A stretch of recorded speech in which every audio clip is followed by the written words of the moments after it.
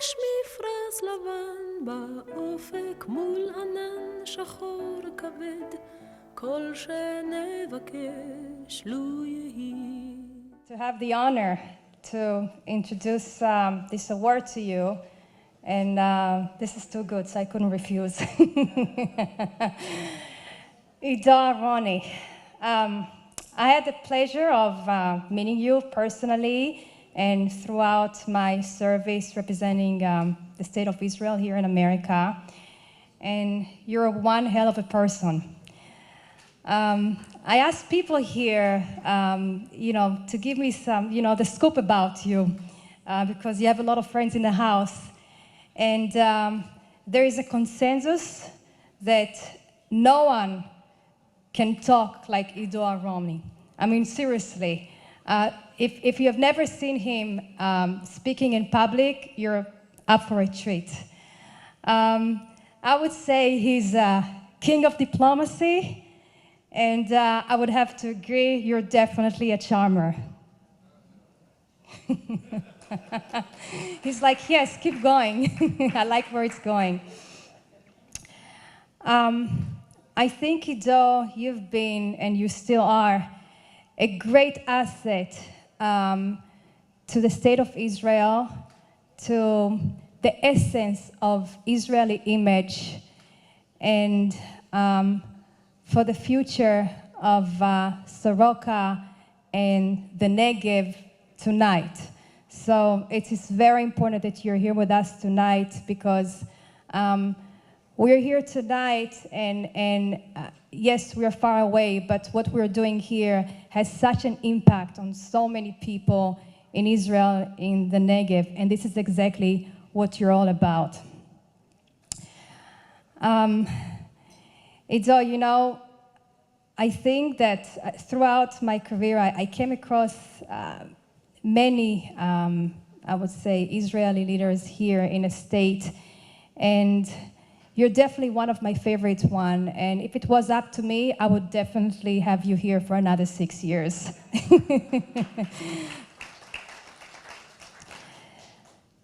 So with that being said, I would like to have the pleasure and give Ido Aharoni, the Consulate General for Israel in New York, and introduce him with a Statesman Award from Soroka Medical Center. Please.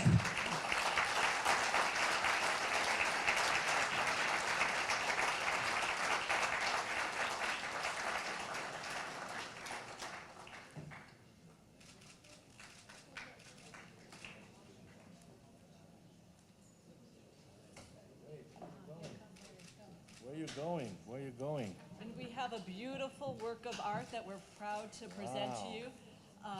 An original work of art by the artist Mark Podwell, who is with us today, who is not only a physician and a prolific artist, he's represented it in museums and private collections around the world, and he has created this for Ambassador Aharoni in honor of his award. So thank you all. Thank you. Thank you, Rebecca. Incredible. Thank you, Rachel. Thank you. Can we take a picture with Miri?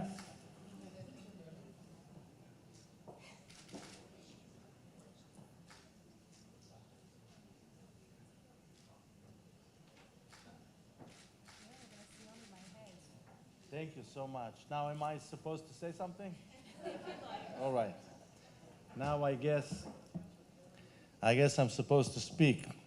I'm pretty much speechless. What am I going to say after this? Really, you really got me. You captured the essence of me right there. I'm just teasing. This is a very, very moving evening for me, not because I'm surrounded by my wife who's here, Julie, and thanks to her, I was able to do all the things that I did for the State of Israel. Not only just because of the fact that I'm surrounded by so many great friends here. I see so many familiar faces. And not only because of the fact that, this is one of my last days as a Consul General. I'm ending 6 years of service here as a Consul General. Before that, 4 years of service as Consul for Media and Public Affairs.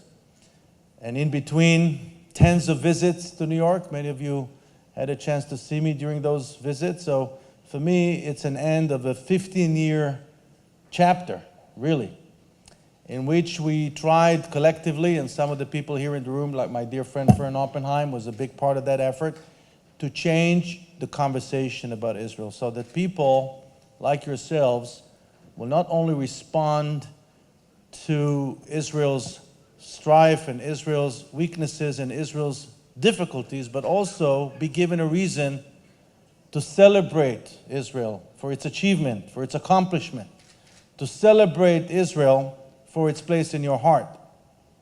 And the main reason why I'm so very, very happy and moved to be here tonight is because of my two good friends, Miri Ben-Ari and Tal Brody, that made a special effort to be here. And first, I'd like to thank Miri Ben-Ari, who's a truly an international star of the highest level.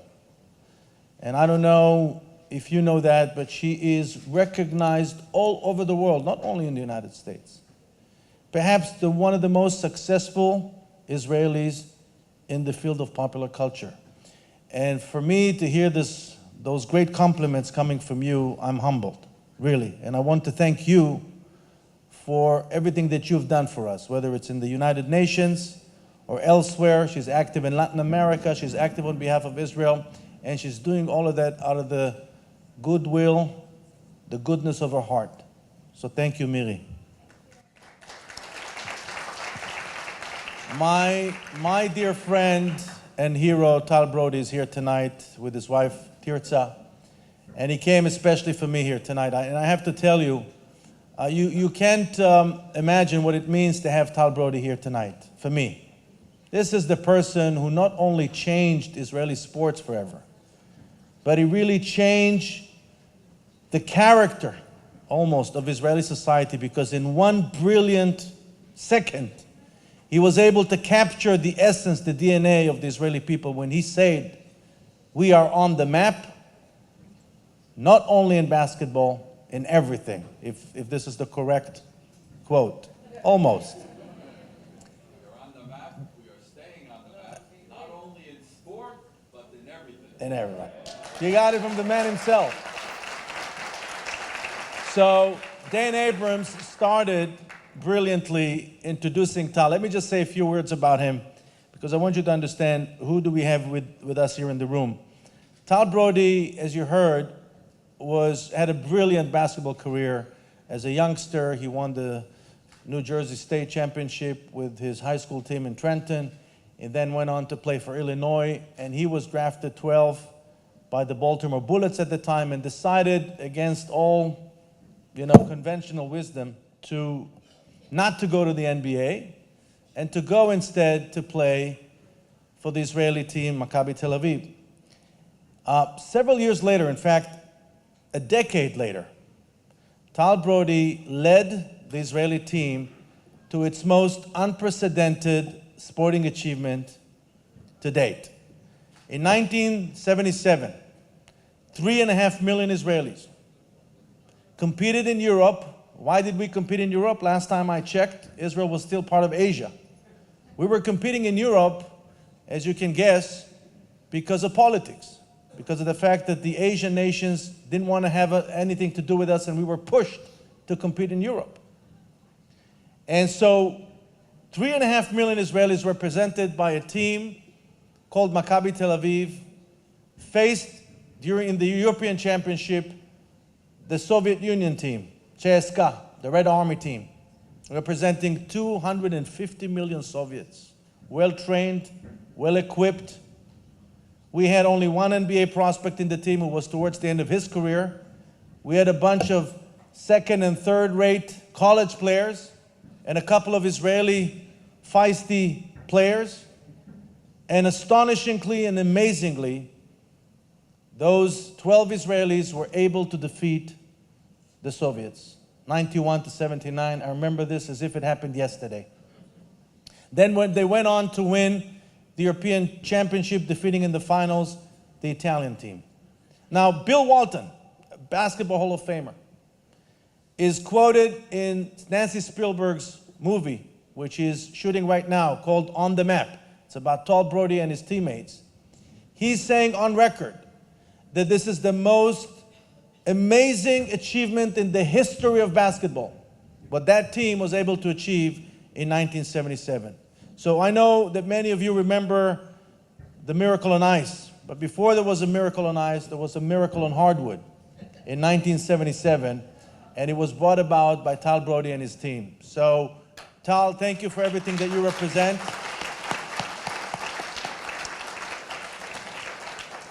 I want to thank my dear friend Caroline and Shlomo Friedfertig for organizing this honor.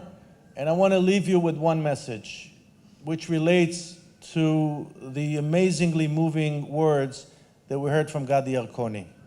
We spoke about the relationship between his Zionism and your Zionism. And let me tell you, for many, many years, we in Israel were led to believe that the nature of the threat that we're facing is first physical and second external. And now we're learning that there's another dimension to the threat. It doesn't have to be only or necessarily physical, it can also be conceptual. It doesn't have to be necessarily external. It can also be internal, domestic. And we are facing a very interesting, disturbing, intimidating, concerning type of threat. The hijacking of the original narrative of the Zionist movement. Some people call it BDS. Don't use that term. Don't use that term. Because the state of Israel is not being boycotted. What we're facing is something far more disturbing than a boycott. What we're facing is the emergence of a new narrative that is aggressively deducting the amazing story of the Zionist achievement, the liberation of the Jewish people, to a tight, narrow conversation about the Israeli-Palestinian conflict.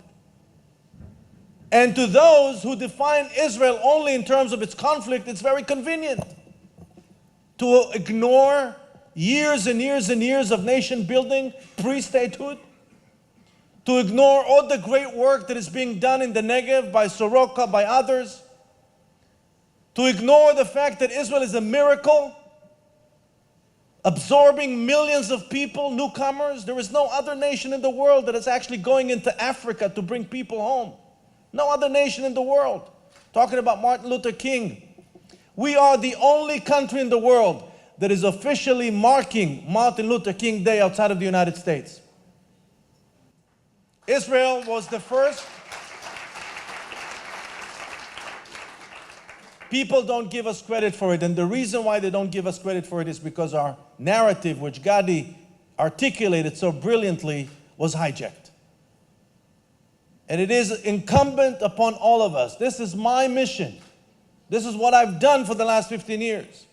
It is incumbent upon all of us to reclaim that narrative. And I'm urging all of you to celebrate Soroka and its achievement and its service to the community in the Israeli South as one of the purest manifestations of Zionism. This is the essence of Zionism. To go to the Negev, to save lives, to invest in research, to train people that save lives, first responders and others, to integrate the various groups, the various tribes, from ultra-Orthodox all the way to Bedouins. This is Zionism. Zionism from day one. And you saw on the big screen my dear friend Edwina Sands, who was introduced to me by Regina Gill and Joe, who are here also tonight. She's the granddaughter of Winston Churchill. Winston Churchill was a great supporter of Zionism. And what he liked about Zionism is the fact that Zionism, from its very inception, was a positive, optimistic movement. It was about growth, it was about building, it was about renewal. And we allowed our adversaries to hijack this narrative and turn it into a narrative about oppression and destruction. And it's time, my friends, to reclaim that narrative. And just by being here tonight, you're telling me that you're part of this effort. Just by being here tonight supporting Soroka, you're telling all of us, especially Professor Davidson, who's here from the Negev, that you're willing to assume this responsibility of reclaiming the narrative. And on behalf of all of my colleagues back home, all of the people back home in Israel, I'd like to thank each and every one of you for your great support for the State of Israel, for being there for us, for Soroka, for the people of the Negev. God bless you and have a great night.